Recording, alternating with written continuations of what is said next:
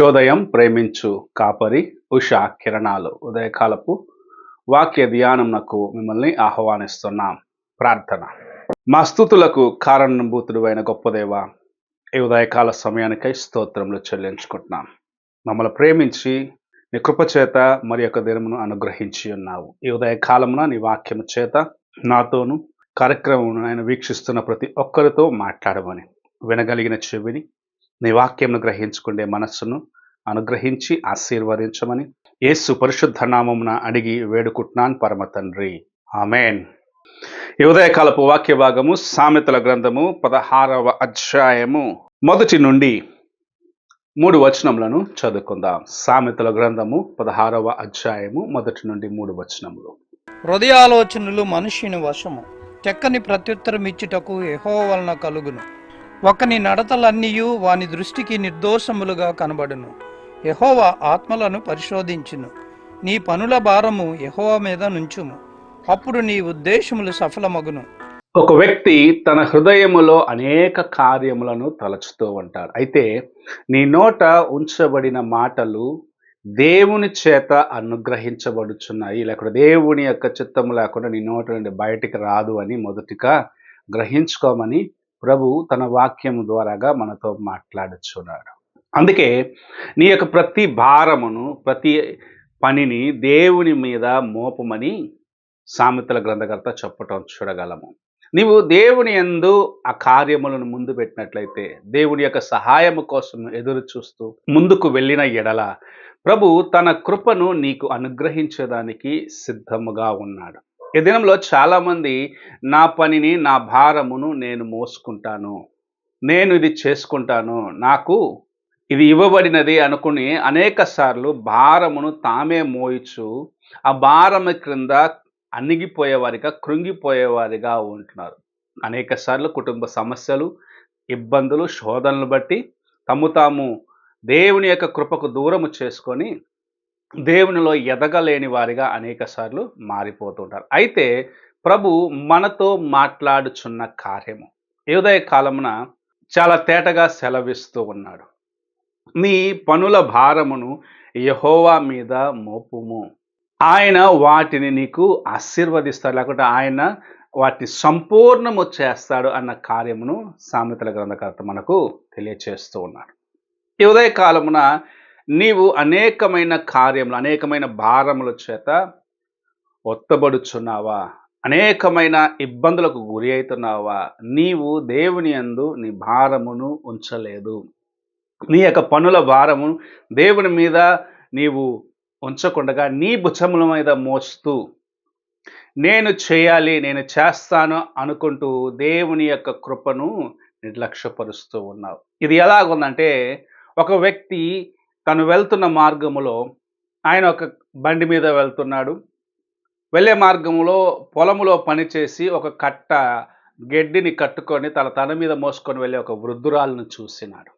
ఆమె మోసుకొని కష్టపడుతూ వెళ్తుంటే ఆమె పైన జాలి కలిగిన ఆయన, నా బండి ఎక్కమ్మా అని ఆమెను పిలిచినాడు.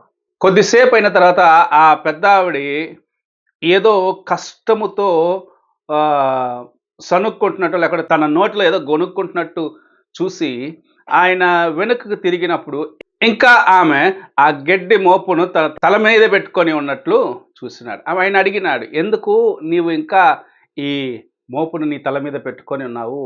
అది దింపివేయచ్చు కదా అని అడిగితే ఆమె చెప్పిన మాట, నాకు మాత్రమే ఈ వాహనంలో, లేకపోతే ఈ బండిలో నీవు స్థలం ఇచ్చినావు, నా గడ్డి కూడా ఎందుకు నీకు భారముగా ఉండాలి అని ఆ పెద్ద ఆవిడే సమాధానము చెప్పినది. అప్పుడు ఆమె పైన జాలిపడి ఆ బండిని ఎక్కించుకుని ఆయన చెప్పినాడు, నీవు ఎప్పుడైతే ఈ బండి మీదకి ఎక్కినావో, ఇందులో ఎప్పుడైతే నీవు కూర్చున్నావో, నిన్నును నీ పైన ఉన్న ఆ బరువును మోసే బాధ్యత ఈ వాహనము పైకి వచ్చినది అని తెలుసుకోమన్నాడు. అలాగనే ప్రభువు కూడా మన యొక్క భారమును మోసేదానికి మనల్ని ఆయన యొద్దకు చేర్చుకుంటున్నాడు.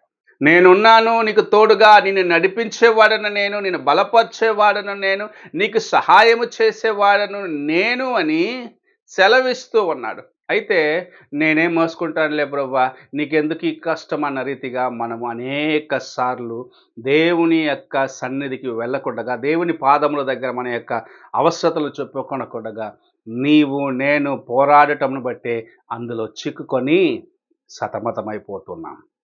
ఈ ఉదయకాలమున ప్రభువు మనతో మాట్లాడుచున్న కార్యము, నీ భారము, నీ యొక్క సమస్య, నీ యొక్క కష్టము, నీ యొక్క ఇబ్బంది ఎటువంటిదైనను సరే, కానీ మొదటిగా దేవుని మీద మోపమంటున్నాడు. నీ భారమును మోసేవాడు ఆయనే.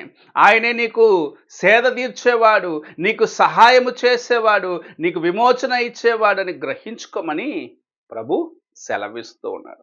ఆయన యందు నమ్మిక కలిగి, ఆయన యందు విశ్వాసముతో, ఆయననే నీవు ఆధారము చేసుకొని ముందుకు వెళ్ళిన ఎడల తప్పక దేవుని యొక్క కృపను నీ జీవితములో సంపూర్ణముగా అనుభవించగలవు. అంత మాత్రమే కాదు, ప్రభు తన యొక్క హస్తమును నీకు తోడుగా ఉంచి, నీవు వెళ్ళవలసిన మార్గములో నిన్ను నడిపించేవాడుగాను, నీవు తిరిగి దేవుని యొక్క సన్నిధిలో అనేకమైన కార్యమును సంపాదించుకున్న దానికి సహాయము చేసేవాడుగాను నీ ప్రక్కనే ఉంటాడు. ఈ ఉదయకాలమున అలాంటి కృపను సంపాదించుకునేదానికి నీవు మొదటిగా నీ హృదయమును దేవుని వైపు కేంద్రీకరించుము. ఆయన వైపు చూడుము, ఆయన యొక్క సహాయమును కోరుము. ఆయన నీ భారమును మోసేవాడు, నీ భారమును నిన్ను విమోచించేవాడు, నీకు సహాయకుడు. ప్రార్థన చేసుకుందాం. పరిశుద్ధుడైన యేసయ్య, ఈ ప్రాతకాలమున నీవు మాకు అనుగ్రహించిన నీ యొక్క వాక్యంను బట్టి స్తోత్రములు చెల్లించుకుంటూ, నీవు మా యొక్క పనుల భారములను మోసి విమోచన ఇచ్చేదానికి ఈ లోకమునకు దిగి వచ్చినావు. దేవా, మాకు రక్షణ కార్యమును సిద్ధపరిచి, సిలువలో శ్రమ ఓర్చి విడుదలను నాయన మాకు సిద్ధపరచుతావు.